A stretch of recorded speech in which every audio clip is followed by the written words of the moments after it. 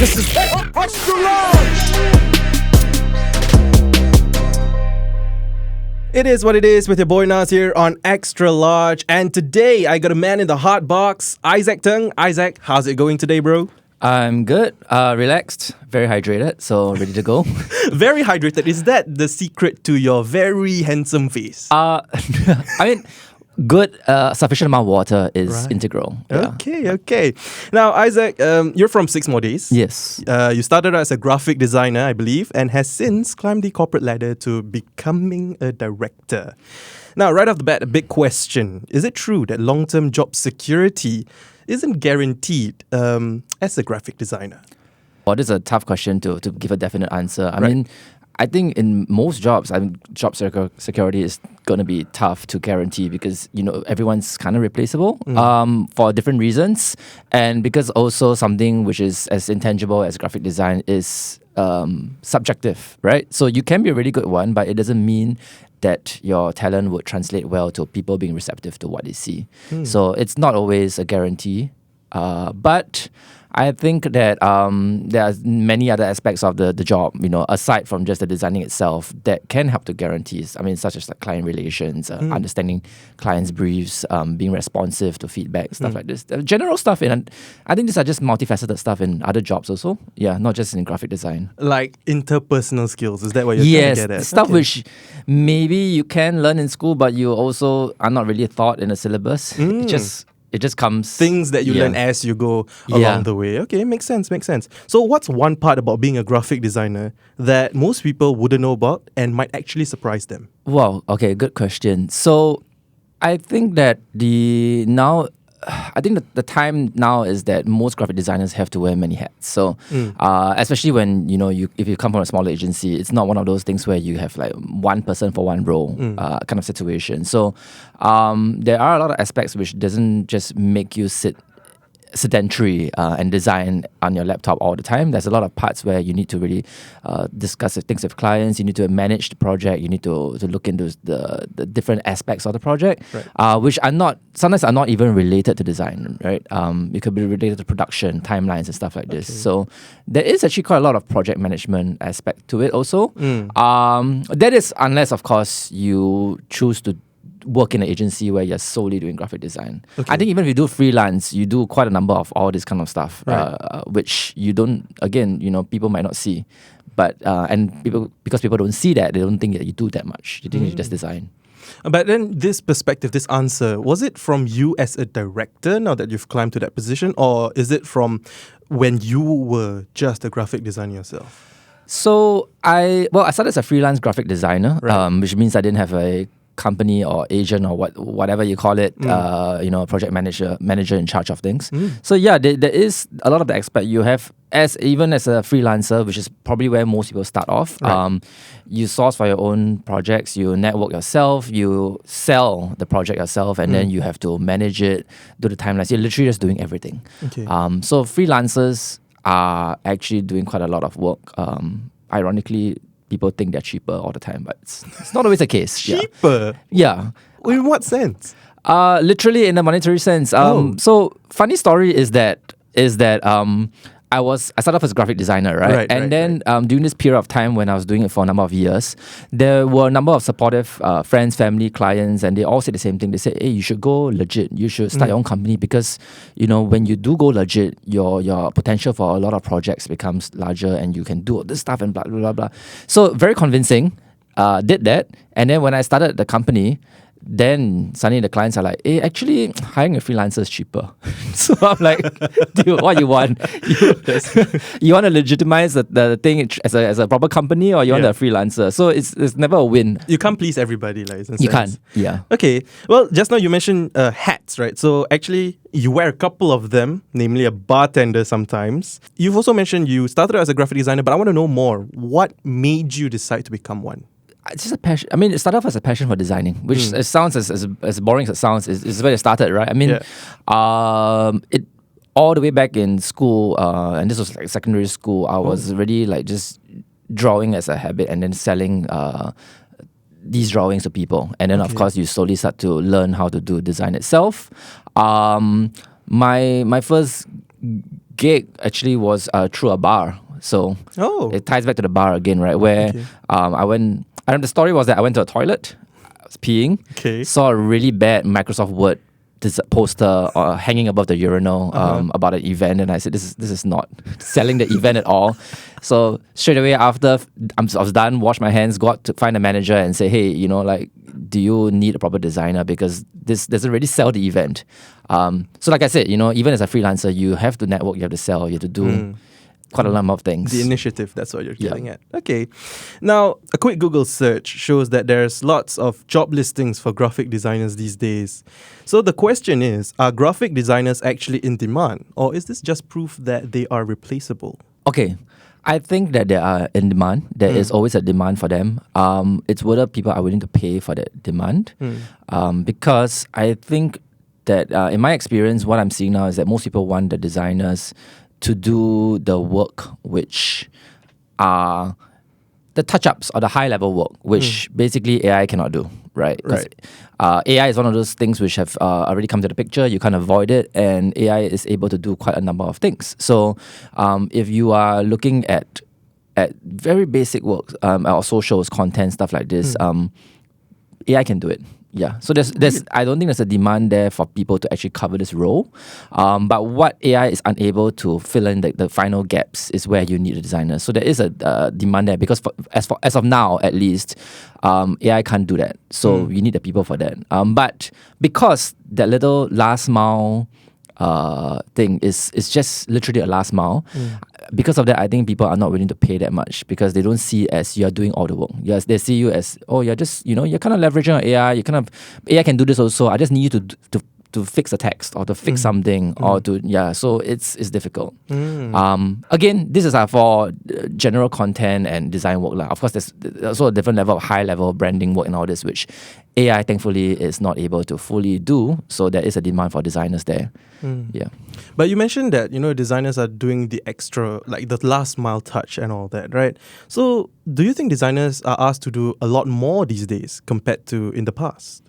Like, I'm pretty sure back then, and you can correct me if I'm wrong, back then you just had to come up with a cool design, or not just cool design, any design, and you get paid set amount, correct?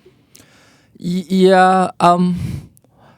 Okay, I think this is very dependent on what kind of agency and clients you work with also. So they all have different requirements, right? But let's look at a more in-depth project where you have to do, like, you know, for example, a design / like brand audit. You have to really deep dive, understand the brief, even interview people to get feedback on the ground, get stakeholder feedback, etc. All these things are stuff which a project manager can help with, but a designer also has to be involved, because they need to understand what and where things are going.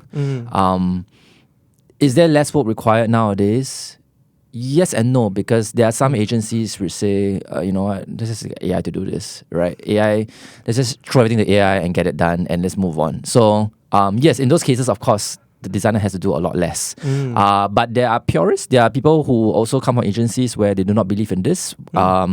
So if you happen to work for those agencies, then of course the workload is more or less the same, because you are still doing everything, I would say, loosely, organically. Like, you know, you're doing the field work, you're doing the actual sweat and tears into the thing itself. Sweat and tears. Is that your own personal experience? Sweat and tears? Yes. Yeah, because it is very taxing. So I'm not gonna be here to comment on whether being a purist is a good thing or a bad thing, or whether AI is bad or good. It's just some things they do require more effort, and and they require sweat and tears. So it's whether you choose what you want to work for. Some people just want to get something done quickly. They want to get a paycheck. They want to go home and enjoy themselves, and you know, do their other hobbies.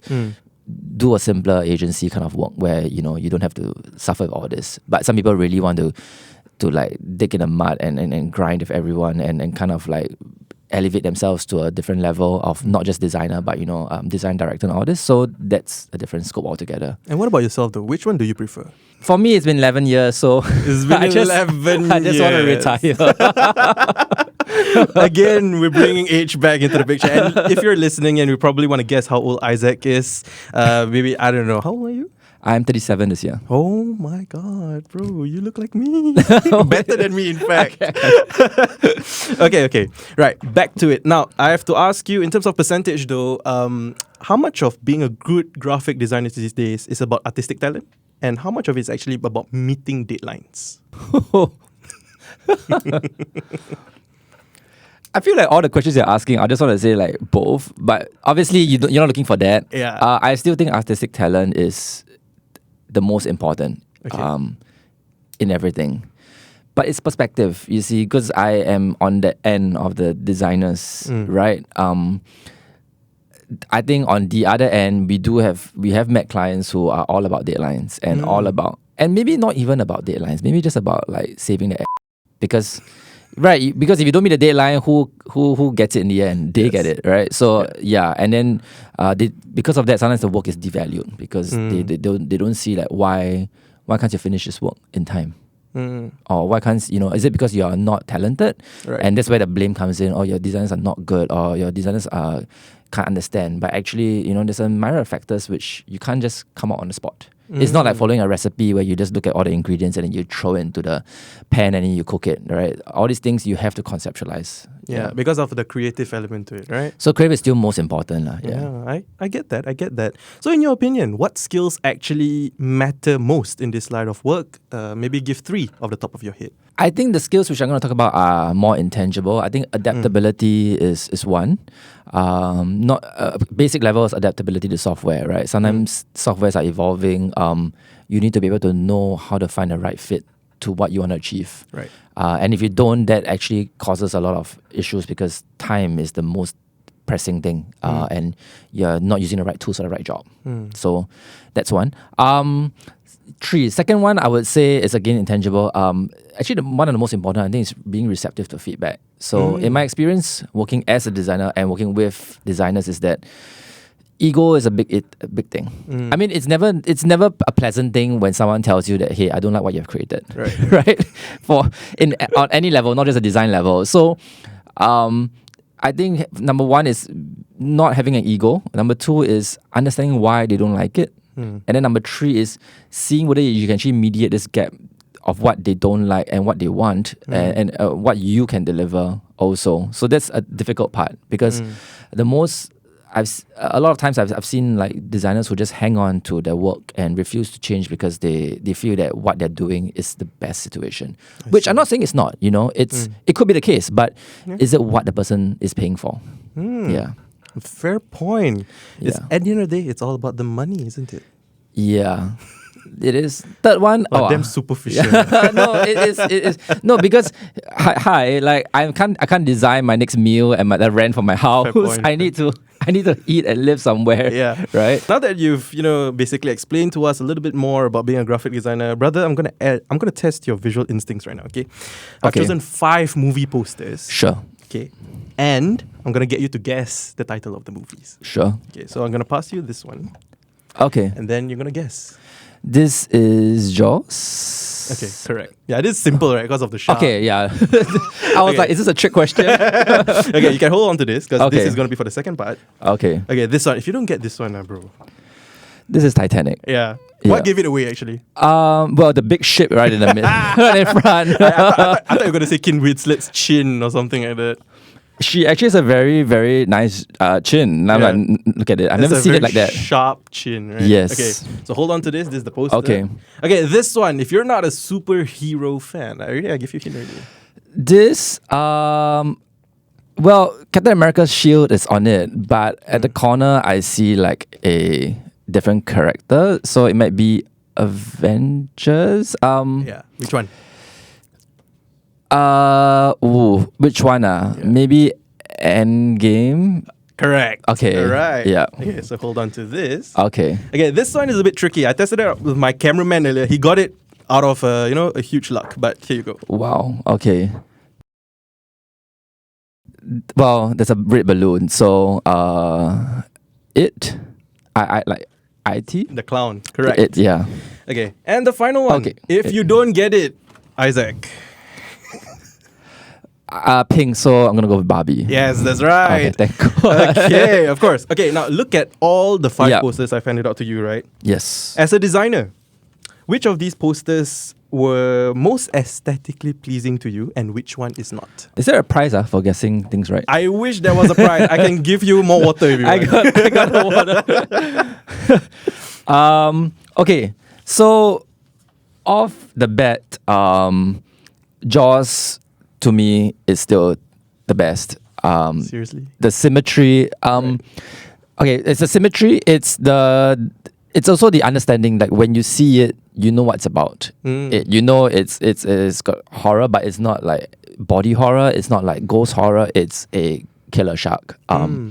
And then there's this whole suspense of this person very like swimming very placidly, so unaware of the horror. So I like that because I think to me simplicity is the best. Okay, first of all, bias lah. I like horror movies a lot. No, because horror posters really do have a lot of story to tell. The only thing I don't like about it is just the misalignment of the IT, because I think they couldn't fit it. The white space, right? Okay, if they were to spread it out, it'll be like IT. Then it'll become like ET, like that. A wrong movie. Correct. And then if you put it in the middle, it kind of distracts from everything. Correct. But what is cute about this is that you can kind of see Pennywise's face in the balloon very subtly. Call that cute?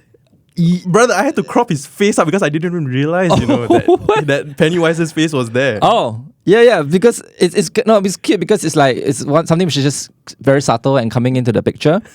Okay, these two nice posters. Not gonna comment so much because I mean this one's also about symmetry lah, right? Yeah. This one is like one of the sins, which is the floating heads. Yeah. But this was an era where floating heads were not the most common yet. Then it got really, really common towards the 2000s and much later. Yeah. But can't comment. Actually, to be honest, right, what I like about Avengers Endgame is the ability to fit so many people into the poster and how everyone is given a proper spot and they look like they came together.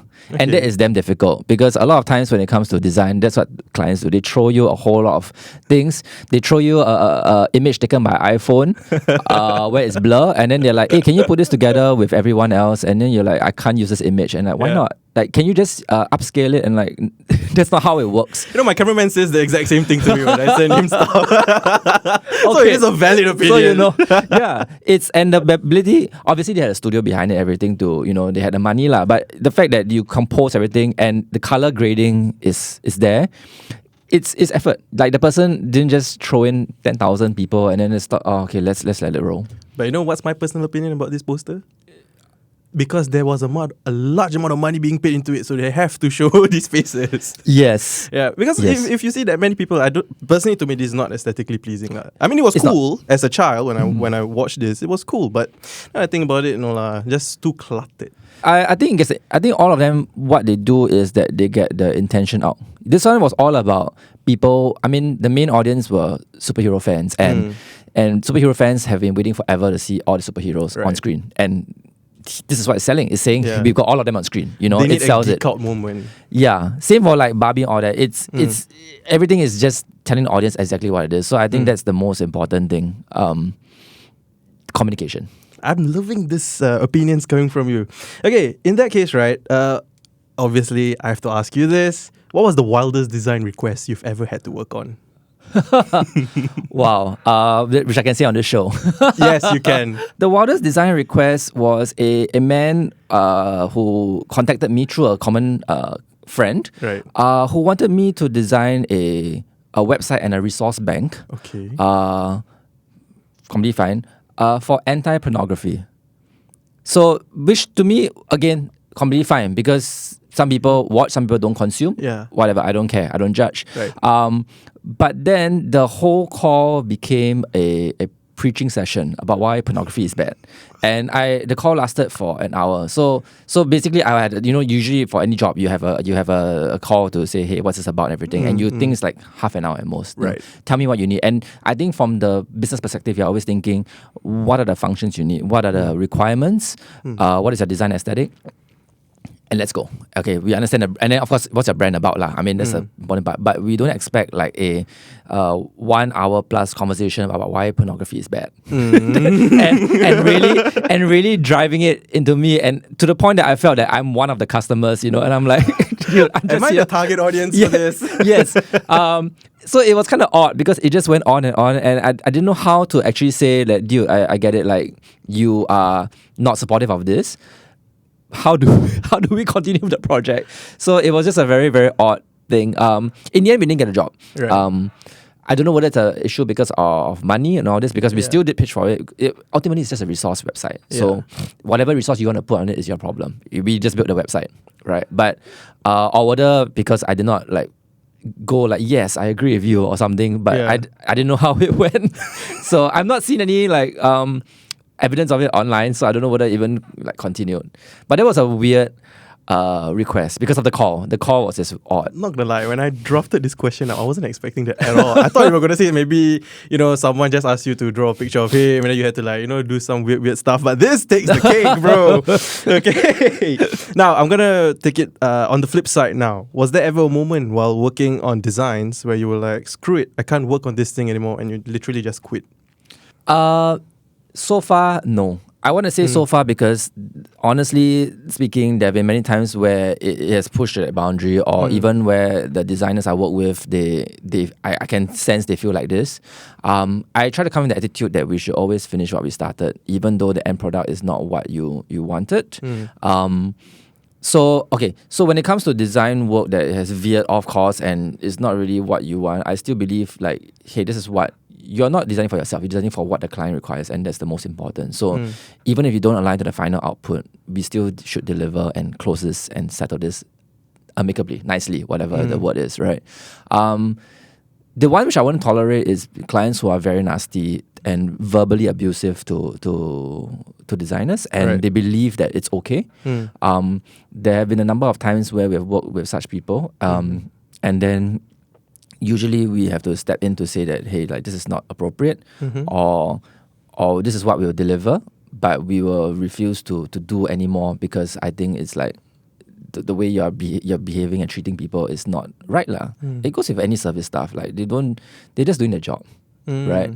And to be honest, many times. Okay, I know this is a very subjective situation because it's my word. Okay.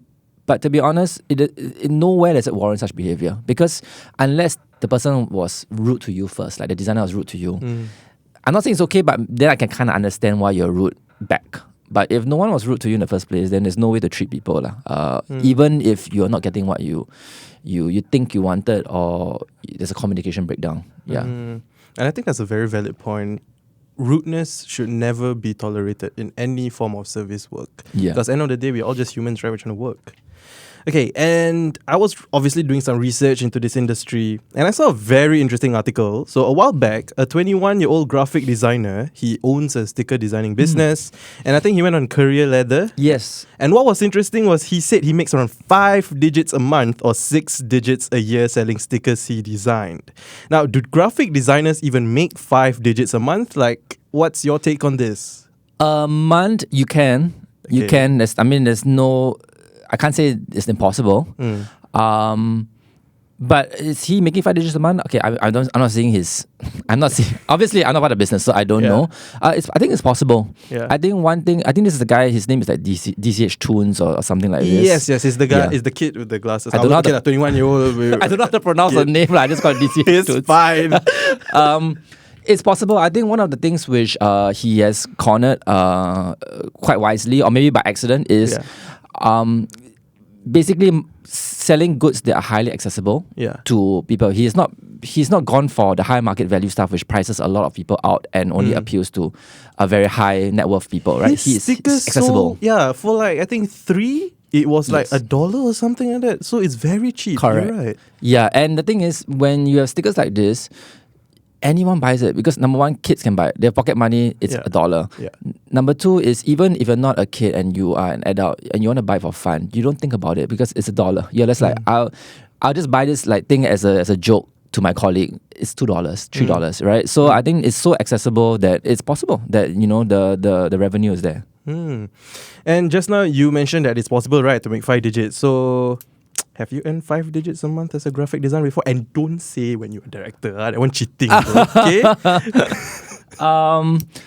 I think when I was doing freelancing, if I really, really, really hustled, it was possible. It was possible, but you have to really hustle. It's just a sacrifice between your time and what you value. I mean, it's the same as Grab, right? You know, I don't see how people look down on a job, because the thing is about Grab is that if you really hustle, and there have been reports on this, you can make a lot of money out of it. But then the question is, how much are you willing to sacrifice? Because the only thing you're sacrificing is time. Yes. Yeah, and then that also means that you no life as well.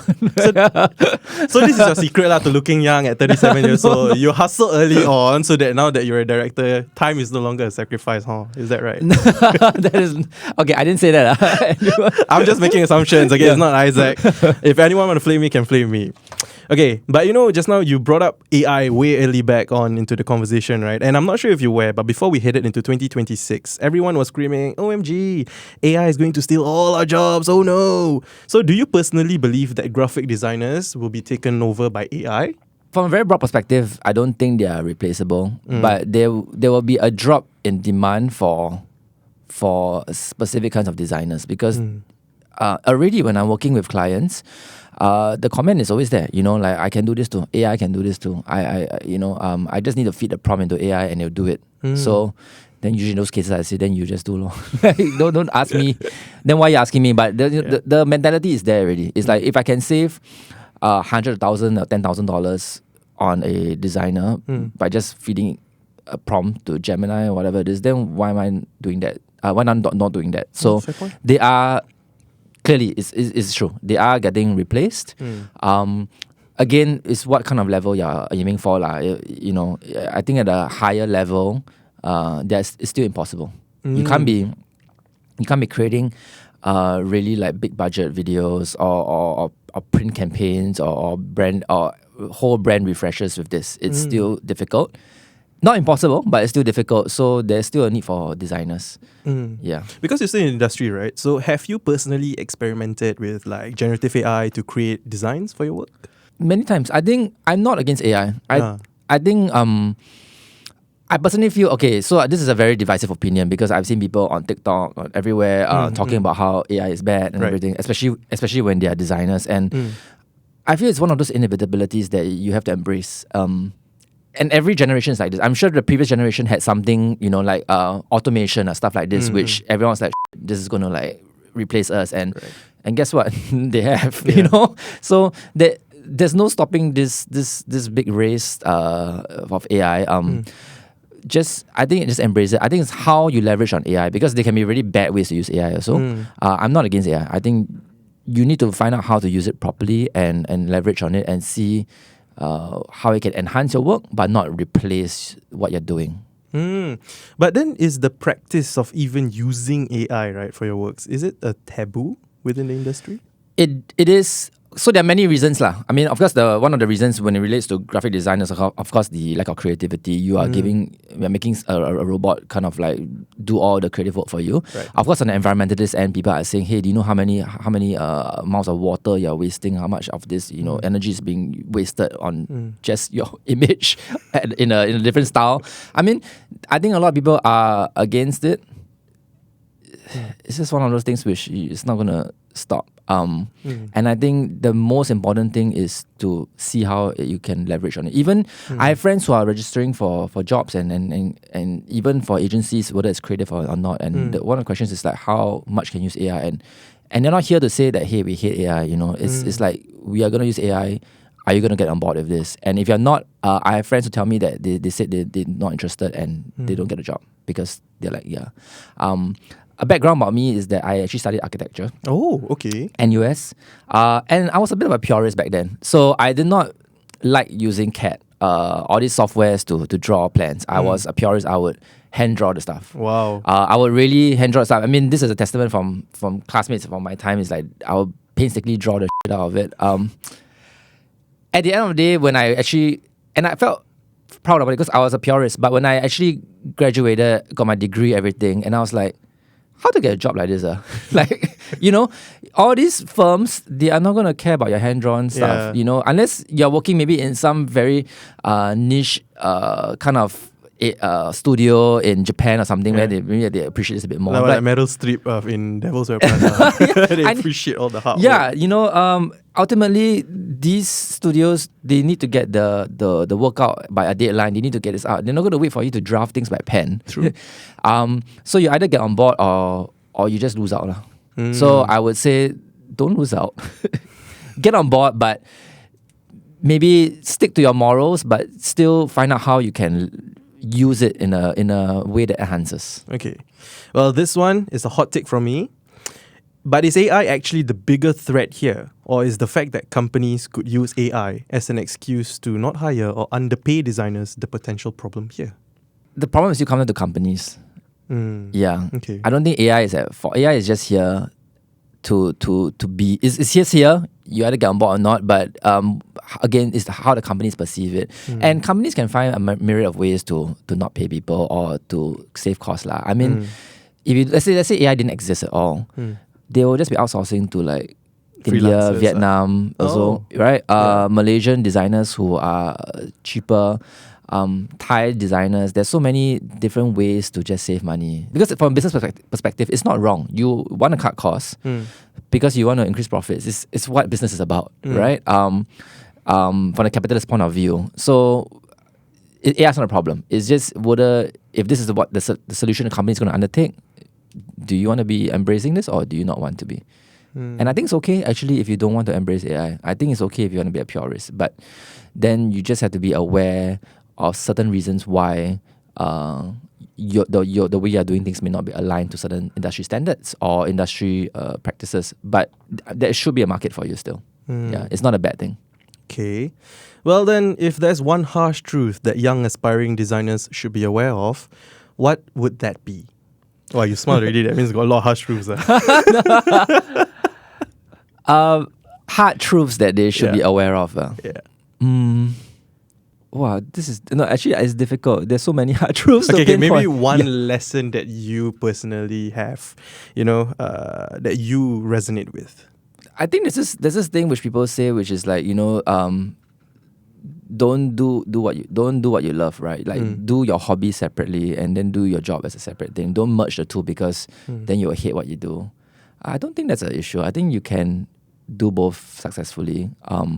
You can do exactly what you love and try to see how you can make money out of it so that you really gel the two together and then you get to love it. Yeah, but with that, you must always have the knowledge that you were doing this because of your passion, right? You were not doing it because you were just trying to get money out of it. Yeah, because that's where it really kills the job and it really becomes very draining and dull. Yeah, so say do both. And then you have more time for your own self. because there are a lot of people nowadays who try to do like things separately. They do their job, then they want to do their side hustle, then they want to do so many things, then they're damn tired. And then in Singapore, it's like everyone just looks tired and they're all sleep deprived. So maybe just try to merge the two together and then dedicate more time to your own like peaceful, relaxation time. Yeah, that's a good balance. I love this answer. This is very, very different from what you said earlier about hustling early on and then retiring and relaxing later part of your life. Generational change already. It's been like 10 years. So you do get on with the times. I love that. All right. You heard from the man, Isaac himself. And that's all for Extra Large. This is Extra Large!